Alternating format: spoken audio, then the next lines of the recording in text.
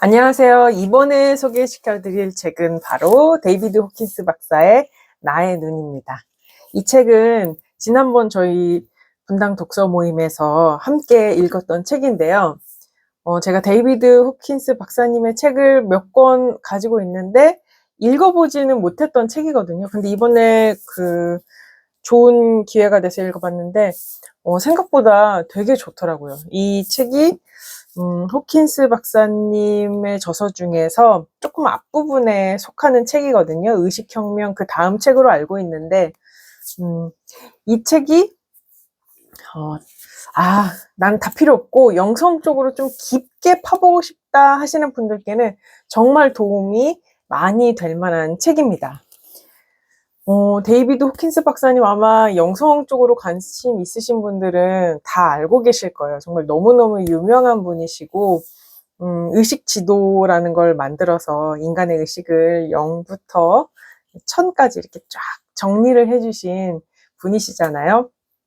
돌아가셨지만, 저는 그 데이비드 호킨스 박사님의 책들이 너무 귀하다고 생각하는 게, 우리가 깨달음에 이르는 분들, 현자, 그런 분들 많이 계시지만, 그런 분들이 이제 책을 남긴 경우가 거의 없단 말이에요. 예수님이 책을 남겼으면 얼마나 좋았을까. 예수님이 직접 자기 손으로, 야, 내가 깨달아 보니까, 내가 신과 이렇게 연결돼 보니까 이렇더라. 세상이 이렇고, 이렇게 깨달으면 돼. 막 이렇게 책을 써줬으면 우리 얼마나 좋았겠어요. 근데 그런 책들이 거의 없단 말이에요. 그런데 대부분 다 이제 제자들이 들어서 옮긴 내용들이잖아요. 근데 거기서 많은 부분들이 소실되고, 왜곡되고 그러면서 이렇게 정보들이 이렇게 흩어져 버렸잖아요.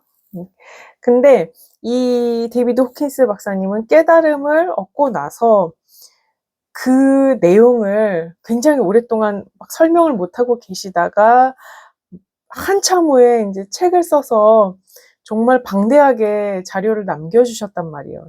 그 중에서도 이 나의 눈이란 책은 600의 수준, 이제 의식지도에서 600의 깨달음을 딱 넘어가는 그 시기잖아요.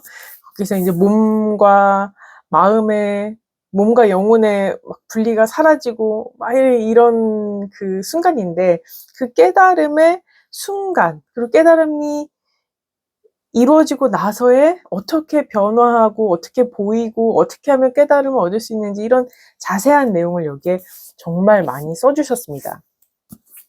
그래서 이제 여기서 보면 제가 굉장히 인상 깊게 읽은 부분이 있어요. 정말 좋은 부분이 많은데 저는 특히나 이 호킨스 박사님의 그 개인적인 경험을 써주는 부분이 되게 좋더라고요. 그래서 제가 좀 읽어드리자면, 참나는 우선 사람들에게 스스로를 제대로 설명할 수가 없었다. 구체적이고 주관적인 실상에 지나지 않는 것이 일반적인 사람들에게는 신비롭게만 여겨지는 듯했다. 그들과 쉽게 대화하기 위해 평상적인 사고 패턴을 재가동하는 것이 여간 힘든 일이 아니었다. 육신으로서의 존재를 지속하게 할 만한 동기를 부여해 주는 것은 오직 사랑뿐이었다. 과도기 동안 몸은 마치 신경계가 본래 감당할 수 있는 용량보다 훨씬 더 많은 에너지를 처리해야 하는 것처럼 과도한 부담을 느꼈다. 그래서 결국 대도시와 도시 환경에 수반되는 생활에서 벗어나 서부에 있는 작은 도시 세도나로 거처를 옮겨야만 했다. 거처를 옮기고 나자 명상이 일상 활동을 대신할 수 있었고, 지복의 상태가 다시 돌아오면서 금욕적인 생활 방식 같은 것이 자리 잡았는데, 오로지 아무 욕구도 바람도 없었기 때문에 가능한 일이었다.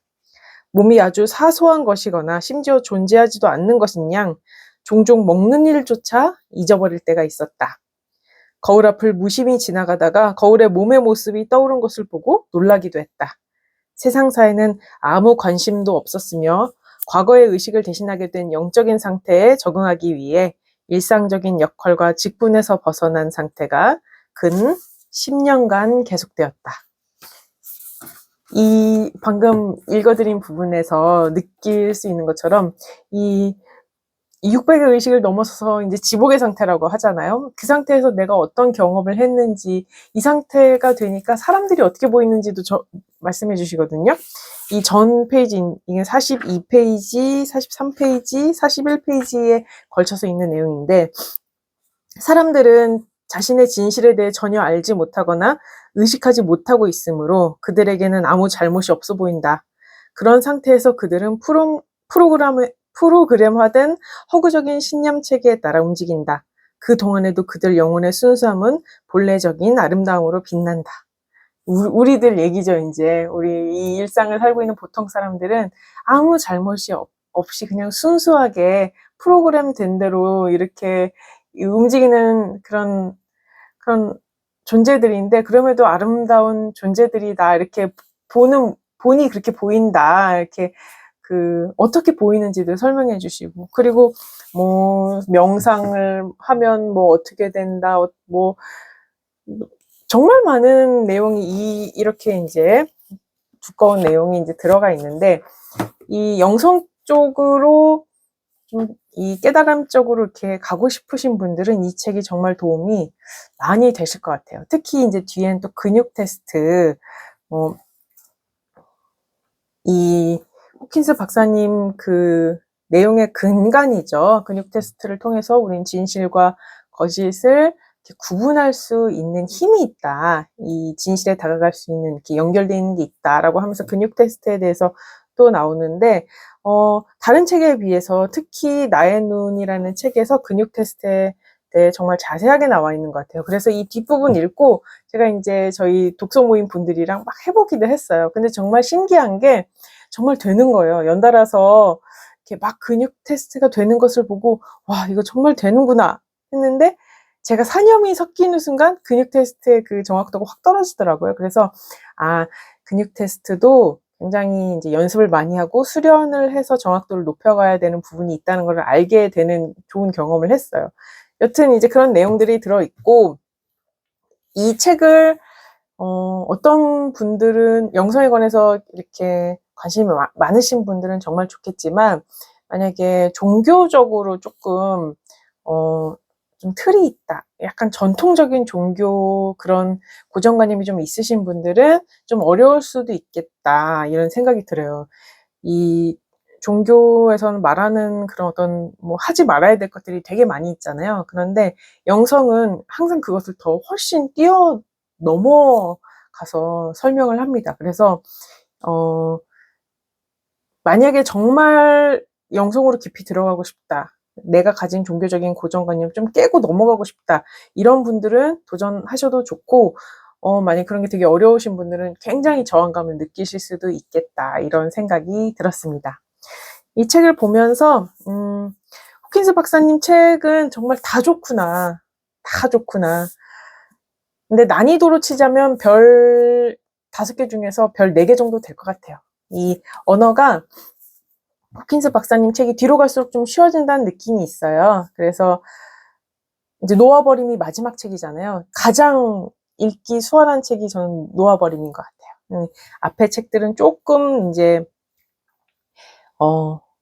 어렵다. 갈수록 말이 쉬워지고 좀 편안하게 설명을 해주실 수 있게 된 것으로 느껴지는데, 조금 어려울 수 있지만 정말 내용이 좋기 때문에 여러분들 읽어보시면 정말 좋으실 겁니다. 뒤에 근육 테스트도 한번 도전해 보시기 바랍니다. 저도 해봤는데 재밌더라고요.